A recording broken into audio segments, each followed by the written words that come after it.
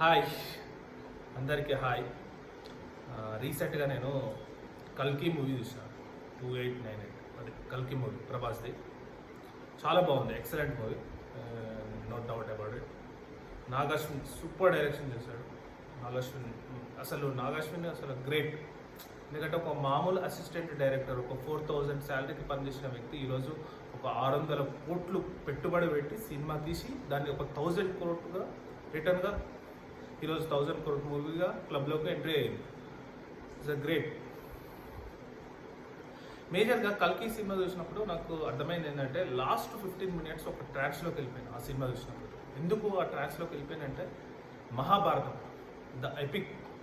మహాభారతం అనేది మనం ఎన్నో సినిమాలు చూసినాం, ఎన్నో సినిమాలలో విన్నాము, కథలుగా విన్నాము, సినిమాలలో చూసినాం.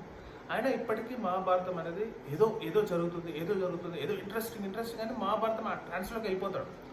వన్స్ ప్రభాస్ ఆ కర్ణుడు ఆ గెటప్లోకి వచ్చిన తర్వాత అసలు పీక్స్ అనిపిస్తుంది సినిమా. అసలు ఇంత గొప్ప స్టోరీ చెప్పు మహాభారతం. అసలు ఎన్నిసార్లు విన్నా కానీ అసలు గ్రేట్ కదా. అందుకోసమని ఈరోజు ఒక మహాభారతం కోసం ఒక చిన్న వీడియో చేద్దాం అనుకుంటున్నా. యాక్చువల్లీ మహాభారతాన్ని మొట్టమొదటిసారిగా వ్యాస మహర్షి రాశాడు సంస్కృతంలో కొన్ని వేల సంవత్సరాల క్రితం. అది కరెక్ట్ టైం తెలియదు కానీ కొన్ని వేల సంవత్సరాల క్రితం ఈ మహాభారతాన్ని వ్యాస మహర్షి సంస్కృతంలో రాశాడు. ఆ సంస్కృతంలో ఉన్నదాన్ని తెలుగులోకి నన్నయ్య, తిక్కన్న, ఎర్రప్రగడ, మనం చిన్నప్పుడు చదువుకొని ఉంటాము ఈ తెలుగులో. ఈ ముగ్గురు సంస్కృతంలో ఉన్న మహాభారతాన్ని తెలుగులోకి అనువదించారు. దీన్నే తెలుగు మహాభారతం అనొచ్చు, ఆంధ్ర మహాభారతం కూడా అంటారు. సో మనం తెలుగులో చదువుకున్న మహాభారతం మొత్తం వీళ్ళ పుణ్యమే. నన్నయ్య, తిక్కన్న, ఎర్రప్రగడ వీళ్ళే సంస్కృతంలో ఉన్న దాన్ని తెలుగులోకి అనువదించారు. సో ప్రజెంట్గా అంటే చాలా స్టోరీ ఉంది, కానీ మనం కొంచెం ఎక్కడి నుంచి తీసుకుంటామంటే మామూలుగా మహాభారతం ఈ ఎపిక్ స్టోరీని ఎక్కడి నుంచి తీసుకుంటామంటే శంతన మహారాజు అనే రాజు దగ్గర నుంచి ఈ స్టోరీని తీసుకోవడం జరుగుతుంది. ఆది పర్వం, దీన్నే ఫస్ట్ ఆది పర్వం అంటారు. ఇందులో శంతన మహారాజు ఫస్ట్ గంగను మ్యారేజ్ చేసుకుంటాడు. శంతన మహారాజు గంగను మ్యారేజ్ చేసుకోవడం వల్ల భీష్ముడు పుడతాడు. గంగ ఏమని చెప్తుందంటే పెళ్లి చేసుకునేటప్పుడే గంగ చెప్తుంది అనమాట, నాది ప్రవహించే గుణం, అంటే నేను నిలకడగా ఉండలేను ఒక ప్లేస్లో. నేను పెళ్ళి అయితే చేసుకుంటా కానీ నేను ఎల్లకాలం నీతోనే ఉండలేను, నేను ప్రవహిస్తూనే ఉంటాను, అంటే నీతో నేను ఉండలేను అని చెప్తుంది. సరే అని ఒప్పుకొని శంతన మహారాజు గంగని పెళ్లి చేసుకోవడం వల్ల భీష్ముడు పుడతాడు. సో మళ్ళీ భీష్ముడు తన తండ్రి శంతన మహారాజు దగ్గరకు వస్తాడు. ఇది ఒక పార్ట్. తర్వాత ఏమవుతుందంటే గంగ వెళ్ళిపోతుంది కనుక శంతన మహారాజుకు మళ్ళీ పెళ్లి చేసుకోవాలన్న కోరిక పుట్టినప్పుడు అతను సత్యవతి, ఈమె ఎవరంటే చేపలు పట్టే ఒక ఆమె. అంటే వ్యాస మహర్షి ఎంత గొప్పగా ఆలోచించిండో, మరి ఏం రాసిండో కానీ అప్పుడే ఈ భావి భారతాన్ని ఏది ఒక చేపలు పట్టే వంశం, అంటే ఒక మహారాజుకు ఒక చేపలు పట్టే ఆమెకు మత్స్యకారునికి పుట్టిన బిడ్డలే ఈ భావి భారతాన్ని ఏలుతారు అని వ్యాస మహర్షి ఎప్పుడో కొన్ని వేల సంవత్సరాల క్రితం రాశాడంటే చూడు. ఆ శంతన మహారాజు సత్యవతి దేవిని పెళ్లి చేసుకుంటాడు, ఆమె మత్స్యకారుడు.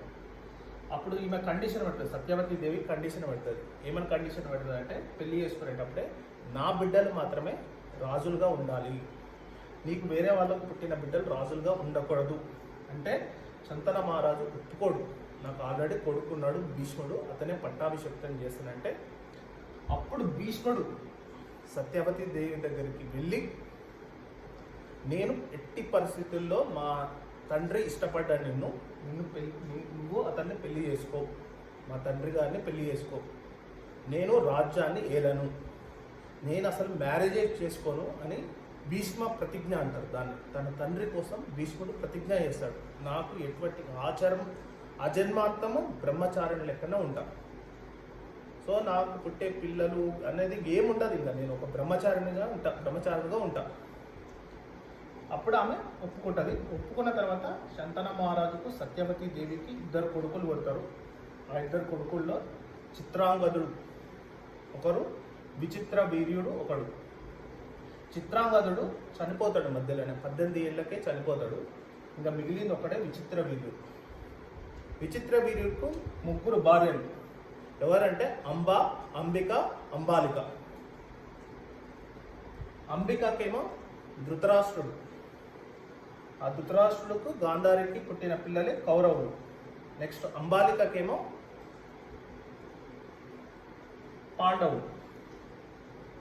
అంబాలికకేమో పాండవులు, పాండు మహారాజు అంటారు. పాండు మహారాజు కుంతీదేవిని పెళ్లి చేసుకోవడం వల్ల పాండవులు. సో లాస్ట్కి వచ్చేసరికి ఈ కౌరవులు పాండవుల మధ్య జరిగే యుద్ధమే ఈ మహాభారతం. నెక్స్ట్ వచ్చేది మొత్తం మహాభారతం కింద కంటిన్యూటీ అవుతుంది. ఇదేంటంటే ఫస్ట్ ఆది పర్వంలోని స్టార్టింగ్ ఇంట్రొడక్షన్ పాయింట్. నెక్స్ట్ వచ్చేసి ఇక్కడ చూడండి సభాపర్వం. సభాపర్వం అంటే అందరికీ తెలిసిందే. ఇందులో మయసభ ఒకటి, పాచికలు ఒకటి, ద్రౌపది వస్త్రాపరణం ఒకటి. మనము ఈ రిఫరెన్స్ కింద ఒక సినిమా చూడొచ్చు. ఇది పాండవ వనవాసం అనే ఒక సినిమా ఉంటుంది. సేమ్ ఈ సభాపర్వమే రిఫరెన్స్గా తీసుకోవచ్చు. నెక్స్ట్ అరణ్య పర్వం. అరణ్య పర్వం అంటే ఇది కూడా పాండవ వనవాసం. ఇది అరణ్య పర్వం అంటే పాండవ వనవాసం సినిమా వస్తుంది. అరణ్యం అంటే 12 సంవత్సరాలు అరణ్యవాసం చేస్తారనమాట. సభాపర్వంలోనేమో మయసభ, జూదంలో ఓడిపోవడం, ద్రౌపది వస్త్రాపరణం. అరణ్య పర్వమేమో 12 సంవత్సరాలు అరణ్యవాసం. తర్వాత విరాట పర్వం వచ్చేసి అజ్ఞాతవాసం 1 సంవత్సరం. ఇది ఒక సినిమా ఏముంటుంది అంటే నర్తనశాల. నర్తనశాల సినిమా ఉంటుంది. ఎన్టీ రామారావు ఒక క్యారెక్టర్ చేస్తారు అదే. నెక్స్ట్ ఉద్యోగ పర్వం. ఉద్యోగ పర్వం అంటే శ్రీకృష్ణ రాయబారం. అంటే రాయబారం అంటే మాకు ఈ విరాట పర్వం జరిగిన తర్వాత వాళ్ళ భూమిని వాళ్ళకి ఇవ్వను, వాళ్ళ రాజ్యాన్ని వాళ్ళకి ఇవ్వను అని దుర్యోధనుడు చెప్తే రాయబారానికి పంపిస్తాడు.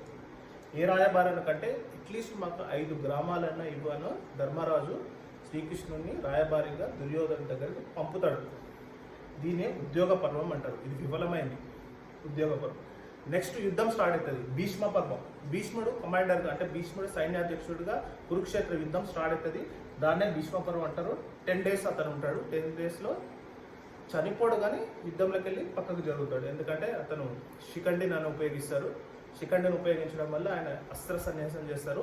అర్జునుడు భయంకరమైన యుద్ధాలు బాణాలు వేయడం వల్ల అతను స్వచ్ఛంద మరణం ఉంటుంది కానీ ఆయన ఇంకా యుద్ధంలోకి వెళ్ళి డ్రాప్ అయిపోతాడు.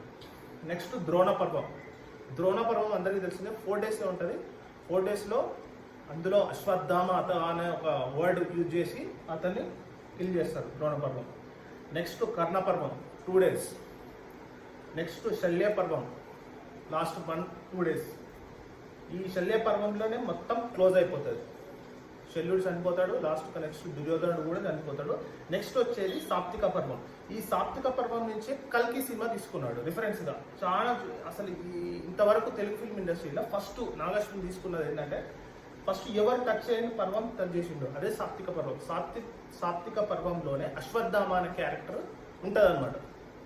దుర్యోధనుడు చనిపోయిన తర్వాత నెక్స్ట్గా ఏం చేస్తాడంటే అశ్వత్థామను నువ్వే సర్వ సైన్యాధ్యక్షుడిగా ఉండి నడిపియమని అంటాడు.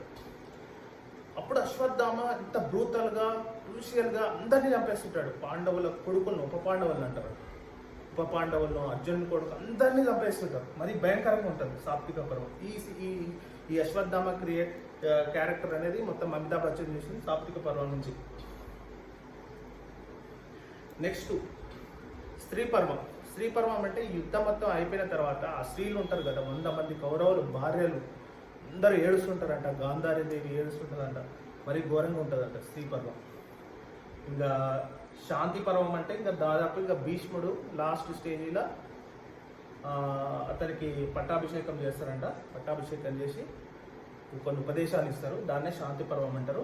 అనుశాసనిక పర్వం కూడా భీష్ముడు లాస్ట్గా ఉపదేశాలు ఇచ్చి చనిపోతాడు భీష్మ. అప్పుడు ఉత్తరాయణంలో చనిపోతాడు. అనుశాసనిక పర్వం. అప్పటికి ధర్మరాజుకు పట్టాభిషేకం చేస్తారనమాట. నెక్స్ట్ అశ్వమేధ పర్వం. అశ్వమేధం అంటే ఒక ఇంకా ధర్మరాజు పట్టాభిషేకం అయిన తర్వాత అతను ఒక గుర్రాన్ని ఉంటే ఇంకా అశ్వమేధ అంటారు. ఆశ్రమ పర్వం. లాస్ట్కు ఇందులో 3 మిగులుతారు. ఎవరు? కుంతీదేవి, గాంధారి, ధృతరాష్ట్రుడు. ఈ 3 ఈ కొడుకులు చేసిన యుద్ధాలకు చికాకు పడతారు అనమాట. ఒక రాజ్యాల కోసం ఇంత చంపుకుంటారని అసలు మీరొద్దు, మీ రాజ్యాలు వద్దని చెప్పి ఆ 3 ఆశ్రమ వాసులుగా నాకు ఏమొద్దు, ఈ రాజభోగాలు వద్దని చెప్పి వాళ్ళు అన్ని వదిలేసి ఒక ఆశ్రమంలో చేరుతారో ఆశ్రమవాసులుగా జీవితాన్ని కొనసాగిస్తారనమాట. లాస్ట్ 16వ ఏంటంటే మౌసల పర్వం. మౌసల పర్వం ఏంటంటే గాంధారీదేవి ఏది శ్రీకృష్ణునికి శాపం ఇస్తుంది అనమాట. మీ యదువంశం ముసలం బట్టి మొత్తం సర్వనాశనం అయిపోతుందని నాశనం పడుతుంది. అది మౌసల పర్వం. మహాప్రాస్థానిక పర్వం ఏంటంటే అప్పటికి శ్రీకృష్ణుడు తన దేహాన్ని వదిలేస్తాడు. వదిలేయడం వల్ల వీళ్ళు ఇంకా ఈ పాండవులు కూడా విరక్తి పడుతుంది. ఇంకా శ్రీకృష్ణుడు లేని ఈ దేహాలు మాకు కూడా వద్దని చెప్పి వాళ్ళు ఏం చేస్తారంటే మహాప్రస్థానికంగా వెళ్ళిపోతారు అనమాట.